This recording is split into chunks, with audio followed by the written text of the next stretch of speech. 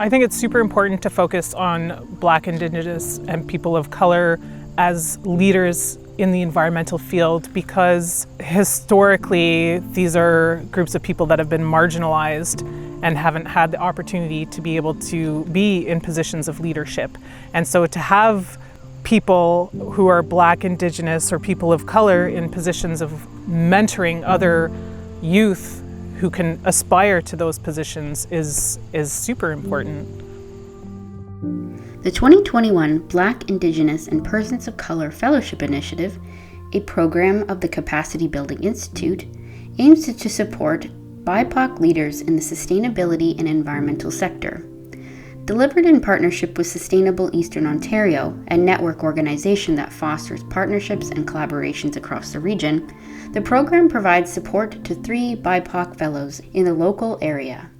The fellowship is part of, the work that I'm doing. I really, really appreciate this kind of move to do this kind of thing because I think there's not enough representation of BIPOC people in the sector, and there's not enough recognition of the work that they do and contribute to the sector. And so having something that's specialized and that really encourages BIPOC people to raise their voices, to have a space to share their challenges and share their ideas is really important, and I think it's necessary as we go forward. C'est pour aider, voir comment aider les personnes de couleur d'une façon générale ou bien les minorités ethniques à s'intégrer dans le développement durable. Parce que en fait, le changement climatique concerne tout le monde. So the BIPOC Fellowship has really started because there was a clear lack of diversity in the environmental sector, and particularly among leaders of small shop organizations. I am the executive director for the Frontenac Arch Biosphere Network. When I first moved here, not just board members, but talking with other conservation players and organizations, they're like, well, there is no Native people here. Where are the Native people? I'm right here.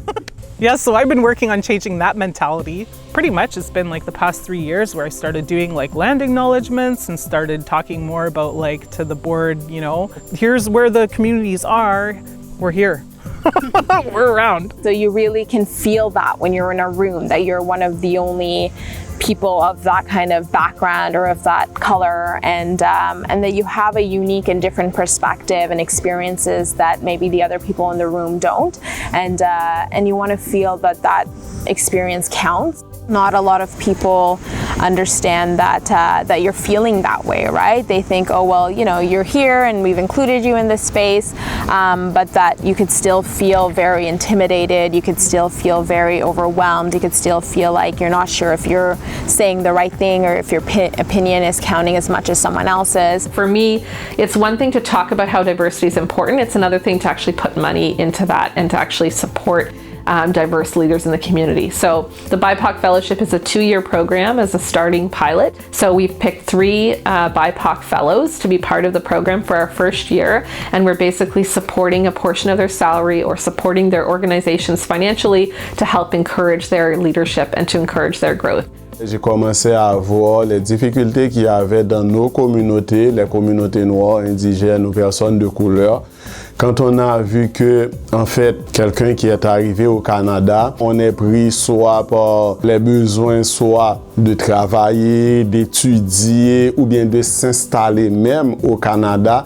Donc, des fois, le souci environnemental vient secondaire. Donc, on n'a pas vraiment un focus sur l'environnement, les changements climatiques. Et c'est pour ça aussi qu'on a mis sur pied le BIPOC Fellowship.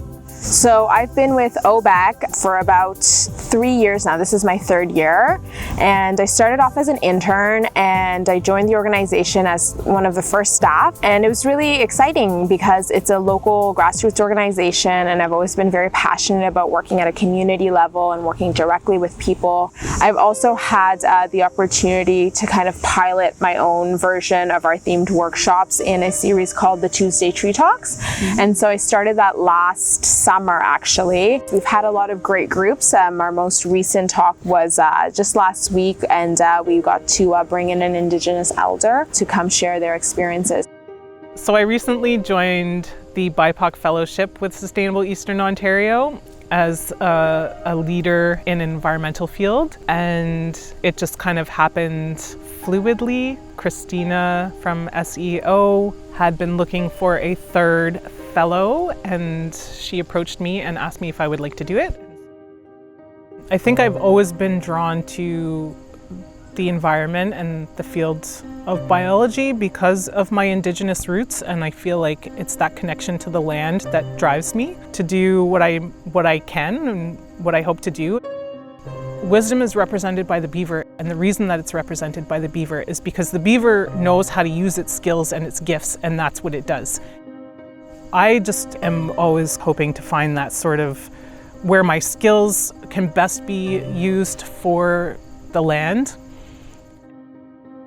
I ran one workshop back in July on the BIPOC Fellowship around diversity and sustainability, and we addressed concerns about why there isn't representation, what are the barriers and challenges for BIPOC people and being part of this sector, how do we address those challenges, how do we make BIPOC people feel that they are also appreciated and respected and included in the conversation.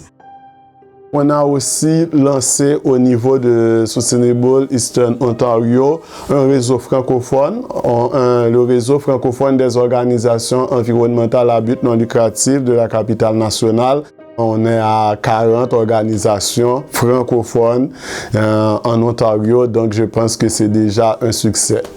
The voices of people that we serve in terms of protecting the environment need to be heard, but also need to be part of the leadership. It's not just enough to have interviews with people from all different backgrounds and say like, oh, we've heard your opinion.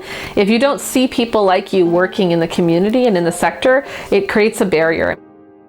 I am from Chiging First Nation on Manitoulin Island, but because of our Canadian history, my family has been basically off reserve for 3 generations. So I grew up in a town called Port Elgin near Lake Huron, and later moved to Sudbury and lived all over Canada. And I ended up getting a degree in biology from Vancouver Island University.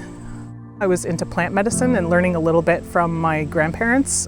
I'm from Ottawa. I've been here my whole life. My educational background is in international development and globalization. I completed my undergrad at U Ottawa.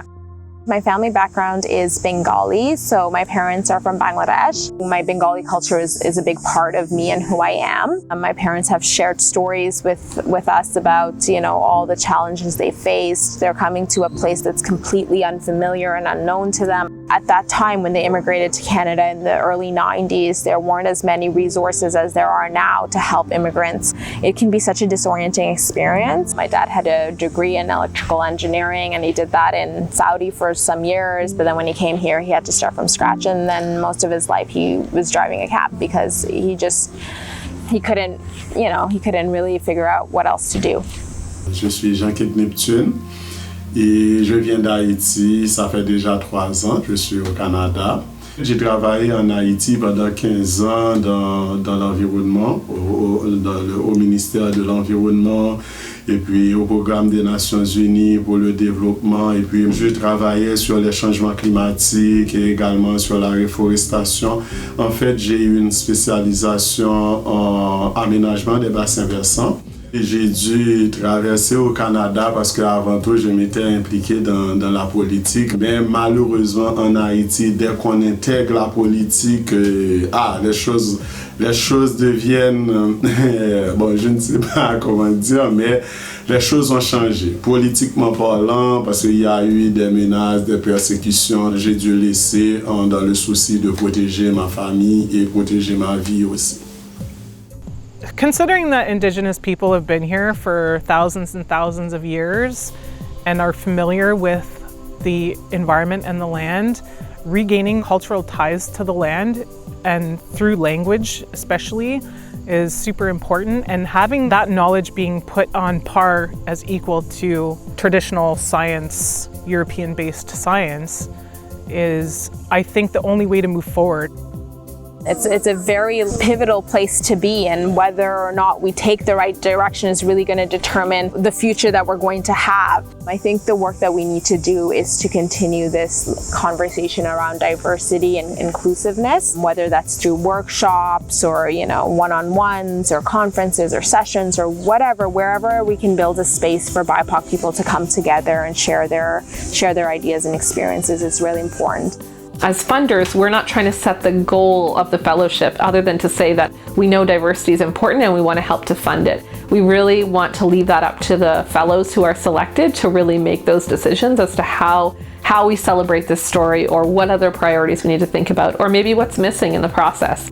And so that's really been the step this year, is to encourage leadership among those fellows, to celebrate them, and then to ask them, what do you think is needed, and how can we be a support to help make that happen? I've realized how important it is for people to feel that they belong and that they're also represented, and that this is an inclusive and supportive space for them. Often, in sectors like the environment and almost every sector, BIPOC people are underrepresented, and that underrepresentation, I think, sometimes contributes to a lack of self-worth inside of them. And so just knowing that, hey, we're recognizing you and we want to give you the space to be able to share your story is so important.